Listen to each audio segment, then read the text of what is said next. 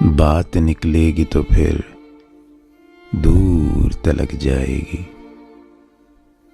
लोग बेवजह उदासी का सबब पूछेंगे, ये भी पूछेंगे कि तुम इतनी परेशान क्यों हो। उंगलियां उठेंगी सूखे हुए बालों की तरफ,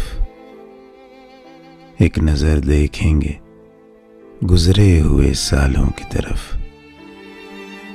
चूड़ियों पर भी कई तंज किए जाएंगे, कांपते होंठों पर भी फिक्रे कसे जाएंगे।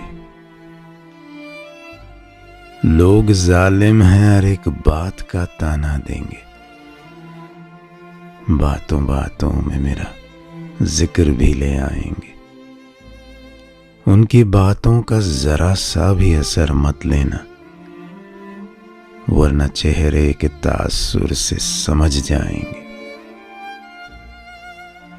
चाहे कुछ भी हो सवालात न करना उनसे, मेरे बारे में कोई बात न करना उनसे। बात निकलेगी तो फिर दूर तलक जाएगी।